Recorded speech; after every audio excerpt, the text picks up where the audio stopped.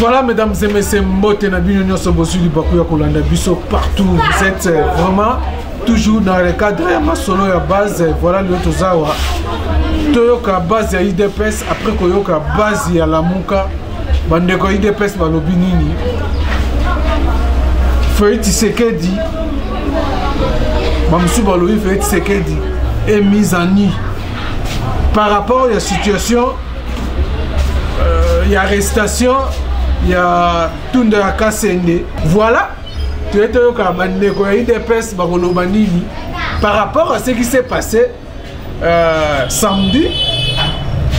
Tolandi ba déclaration ba nemi, Tolandi Chadari, Azakolo Bakeno, ce qui m'a regretté, ce qui élection en 2 tours, il allait affronter moi Namboka Martin Fayoul. Balobi ba secret bimi. Feuille Tshisekedi a négocié naïe pouvoir naïe. Ils ont ma solo.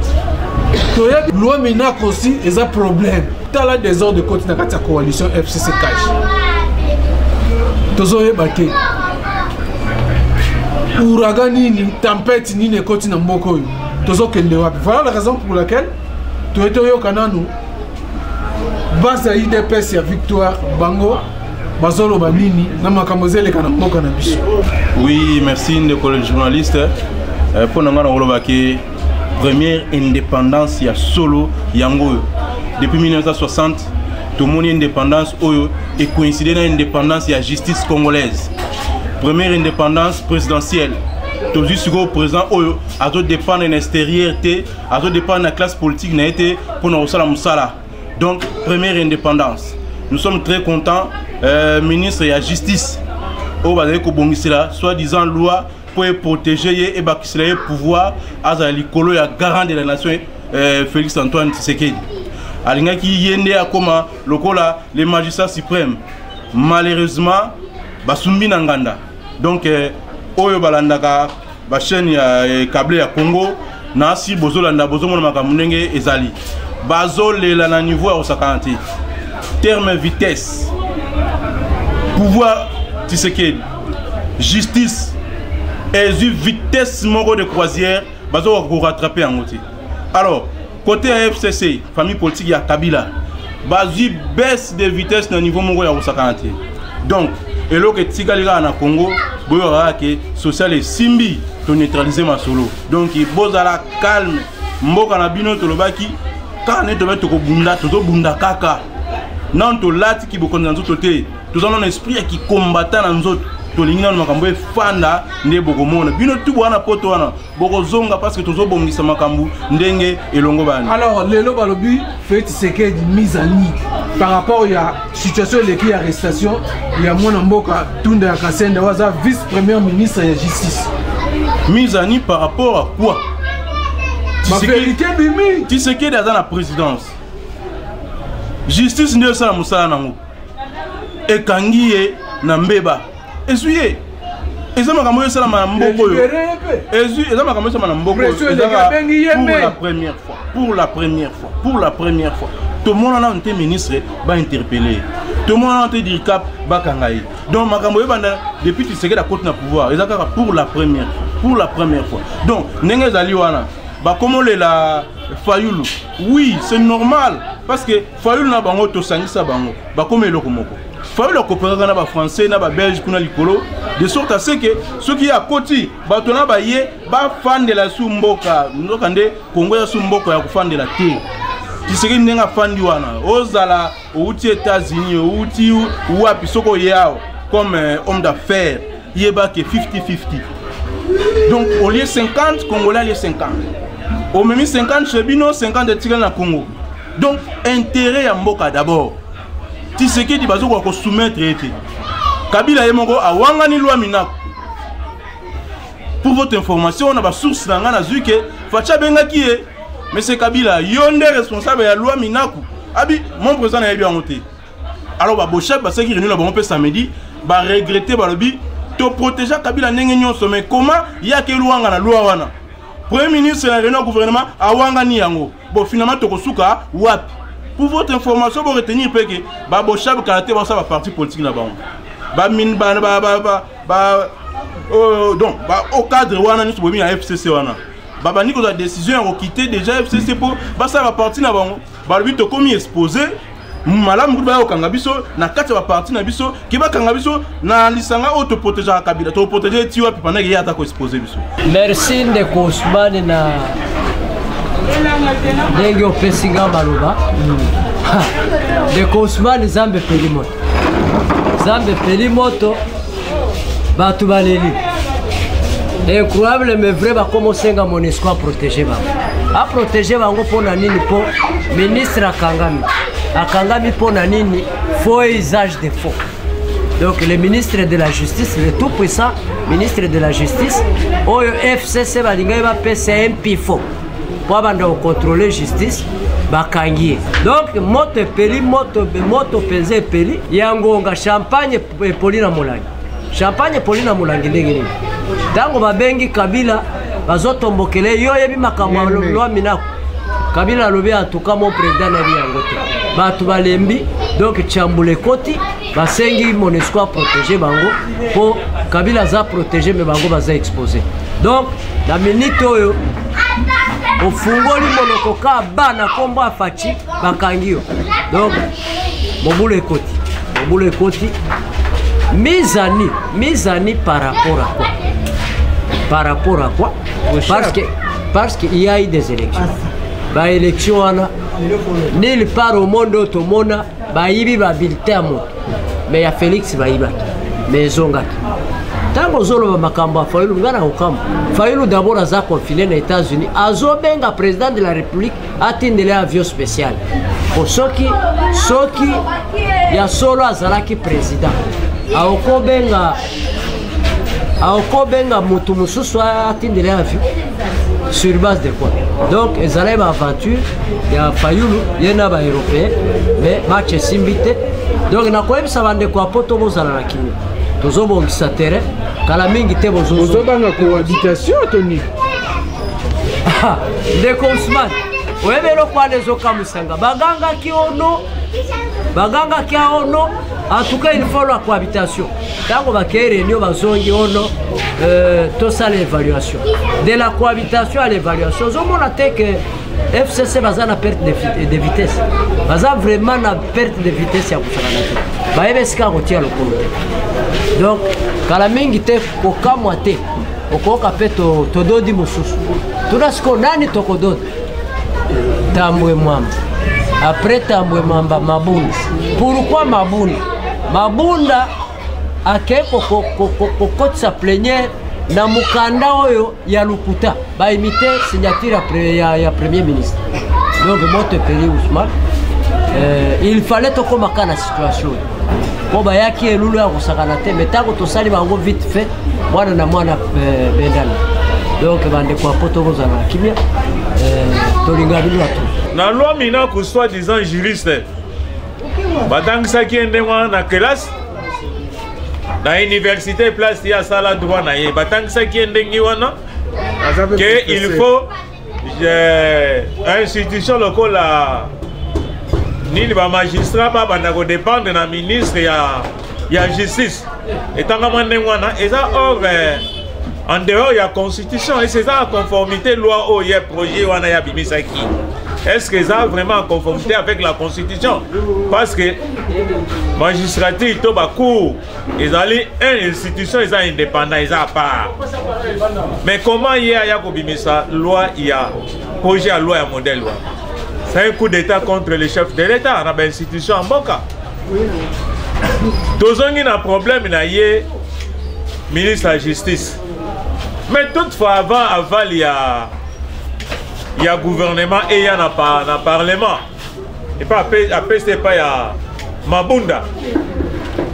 Est-ce que le dossier va traiter qui est à niveau du gouvernement et après délibération va t'indiquer à niveau il y a parlement. Il y a un côté salami. À ça l'usage des fonds. À imiter même les signatures du Premier ministre. Le Premier ministre a bien Makambote. Au Ben Minakou. Alors que bango nyonso tout bazalaki na hôtel du fleuve Congo. Et si ba yokana ki makambo nyonso tout pour un projet à loi wana. Il est Premier ministre à Olobaki, il est bien côté. Ça y est bien, non? C'est pour cela, il y a moi dans Olobaki, non? Quand le même justice, ni les magistrats, il y a Olobaki, non? Bobo Tolayango, quand même magistrat aux Olobaki, le président a saisi le Conseil supérieur à la magistrature. Ce n'est pas le magistrat, le procureur. On a contraire. Il y a eu le Premier ministre. Il est hypocrite. Il y a une réunion dans l'hôtel du Fleuve. Donc, le ministre, il y a justice. Il y a sa l'idée cour d'État contre le président de la République. De façon que la magistrature ne dépendre pas de lui. Ils ont été dans le monde. Mais ça, dans le pays, que l'institution, comme pouvoir exécutif, elle peut sa injonction à la cour et pas la magistrat. Ils ont raté. On a commis la jungle. En tout cas, je félicite le procureur après la cour de cassation. Parce qu'il y a flagrance. Tant que flagrance est allée, rôle il y a procuré les alliés. Il y a une infraction pour Kangate. Tant que une infraction est allée à Kangi. A interrogé, à la chair, à la liberté, à résidence surveillée. Les alliés on va préparer qui longtemps. Parce que kota la ici quand il te rebimisera yango. Mais simbité. Na ansi bande ko poto de ko journaliste. Bon on a qui na réunion à conseil des ministres. Président Gondaki. Ah basuka qui enquête de poste likolo ya projet loi wan. Tango président ni ministre de la justice azoke notika projet loi wan n'est pas ya Janine Mabunda. Ya yebagite. Ça yebagina. Et là, biloko la bango cessé va préparer mais ba kuta na béton, fachi béton. Nenga lobaki toko déboulonner. Donc déboulonnement et bandi yango moni bata FCC. Qui peleke se bazaki na ingakate se bazui que de cause. Donc wana eza biloko ya pamba. Justice c'est ça musana nango. To kende na bango petit à petit. Na yebi ke ba bang. Parce que en lire justice c'est lui. Hein? État de droit, Luka, na monique ba kokangote. Baïbi ke ba bakangami. Alors il faut créer citation. Et on va créer moi citation na bango bébé na opé poto. Parce que le président Félix a dans la majorité populaire. Bango ba dans la majorité dans le parlement mais le président Félix a dans la majorité populaire. Il y a moi et s'exprime qui 2 jours et uti koleka. Total ici bango ke bazalembele. Basali ba déclaration par-ci par-là, il y a quoi intimider. Moment d'intimidation et à l'issouté. Donc état des droits. Donc on vend du sango malembe. Dengue président Félix Aloba yike. Toti kabango bako mesena. Bao mesana. Bazo mesana. Kalamingite. Neng ba ebisaki bango ba ye ko la konanje abandi konanje sikoy. Pour justice de béton. Donc na 4 chapitres tozo kendeka be na justice wana. Donc président Félix Asa Moussa na e bande ko poto boala calme makamboza bien. Makamboza bien et makamno se gosila na ndengi ya bien. Ba désordre ba luka wana. Na ebi ke ba okima FPI. Parce que baza ba miyibi ba détourner mbongo ya FPI. Et na rasipe dossier ngo eza lelo na kanisi. Ah quitter before se présenter. Na pour un dossier à FPI. Donc bato na ba okima bazo ba que non détournement peine nango eza ba 20 ans au-delà. De yango loko ba okima. Mais tozana bango béton tina suka. UDPS abunda pour les loko mo. Instauration d'un état de droit. Même quand on va définir l'état de droit anine, bah principe, bah préalable, koto samibeko, et à passer, car la loi moko wana, mobeko wa moko wana, lelo, au sein la gango, au c'est la po il a taille kazak na, il a taille forme na yo, lobi okei, mutumwa yana lati kazak te, oh vesto yo, faut diminuer, puis en taille, vesto il faut fumo na maboko te, même loi. L'instauration d'un état de droit, c'est difficile pour les autres. Il y a un moment où comprendre en côté. Sur lobby crise. Nga ça trop bibliste. Bible lobby n'appelle pas conjuration, c'est que le monde appelle conjuration. Non, bato bazo qui mande ko to sara mobeko. Ba respecter ba principe hein. Bon on a fait ensemble ça ni qui toko. Yo la président le baminte, ya le batera so bo sali boya. Après ce bato ba sa na bango, bo sa ba prendre ba bino, bo pesera rapport. Même en ma parlement so ba parlement na ba yebi ke baza na bango ba député nommé et une majorité artificielle créée par la CENI en Nanga, bah y'a pas compliqué Félix. Félix a mis présent, bah le qui majorité dans le Parlement, on va compliquer présent pour que donc les projets présents les KT. Bah quand ça représente dans le Parlement, bah projet les KT et comme à l'OAT pour que la primature, les premiers ministres à mettre en exécution. Toi le processus comme de Ousmane. Oyo, il a été 8 ans. Président au Parlement, pourquoi il va toucher cette loi, cet article, il y a loi. Afin de Guiwana, le gars l'homme président, est-ce que quand il est député, Ousmane Massolé c'est belé. Au but que maintenant on va postuler en été. Mais un député. On rappelle dans un mot que bateau va signer collectif, on a tout fondé qui est déjà. Faut voir l'andelaye. À comment député n'engé nin. Azibé monument n'engé nin. Yo zala Guiwana. Au moins il m'a bien côté. On a un article on a été. Les lois sont pour toucher ni. Bazo Kima pour bayebi. Quand tu loin moi, baby n'a pas déposé proposition. Ok déjà avant baby n'a pas ministre de la justice muibi oyo. Pour ceux qui tunda. Ah comment tundra kala minute. Tunda oyo. À côté qui moi dépôt na parlement na usage de faux. Faux même en écriture. Ata ko na biso Pepe Lukamba zo na marambi sineti les abonnés. Pepe perd un problème. Du coup, tant que Ousmane Ngaza politicien, encadré par le vieux Etienne, Ngaza interpellé le ministre de la Justice, qui était, interpellé qui attendre. Tant qu'on a attendu, on a écouté la cour de cassation, député, ministre, colonel, ou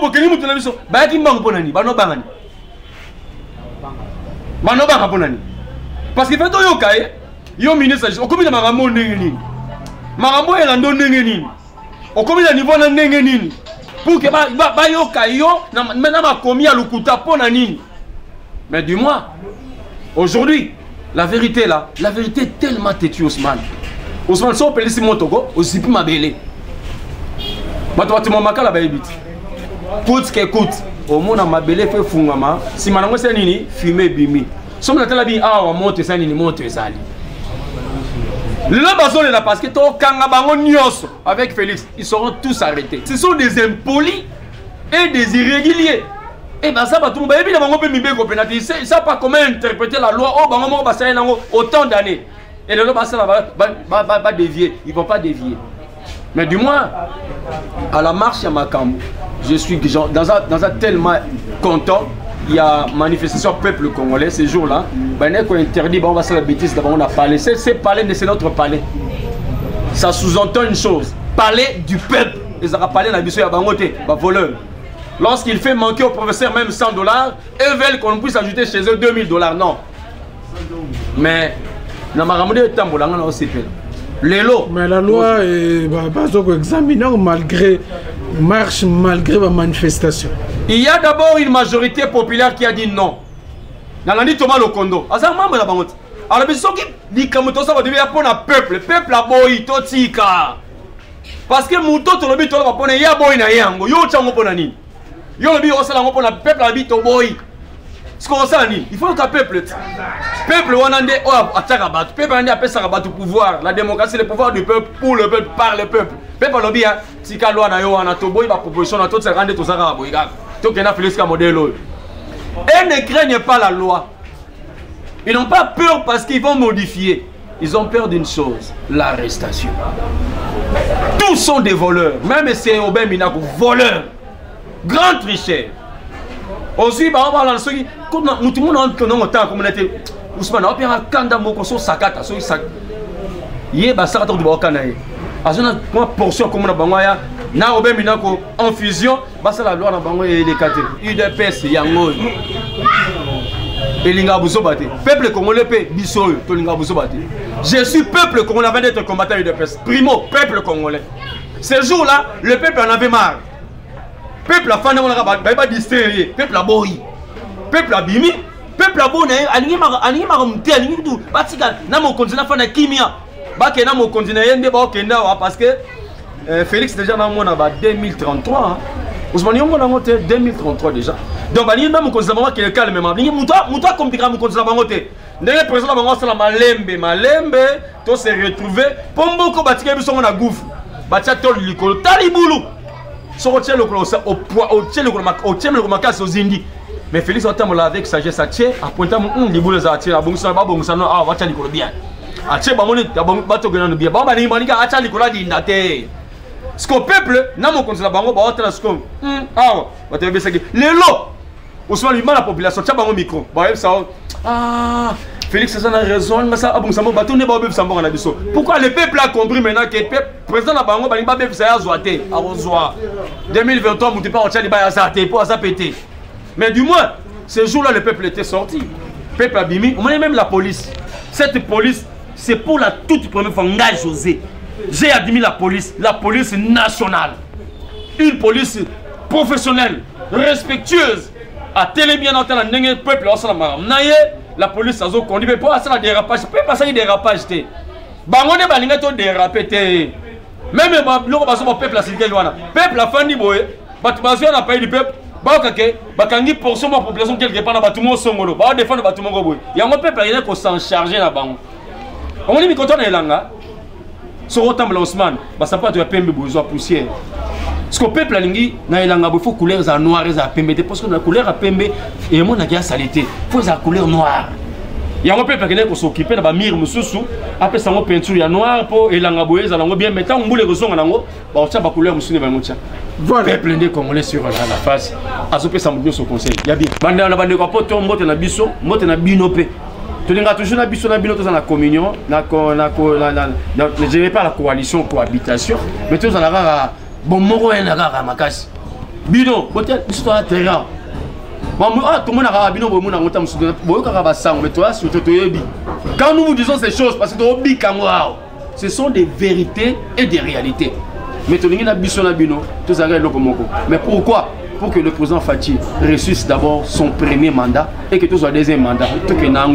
Afin que si maintenant le président Faty a aussi sa mandat, qu'un autre membre, peuple congolais authentique, membre à l'UDPS, je parle de l'UDPS ici, parti politique, à cause du Sousouana, et garder le pouvoir le plus longtemps que possible avec vous, peuple congolais qui est à l'étranger, la diaspora. Merci beaucoup.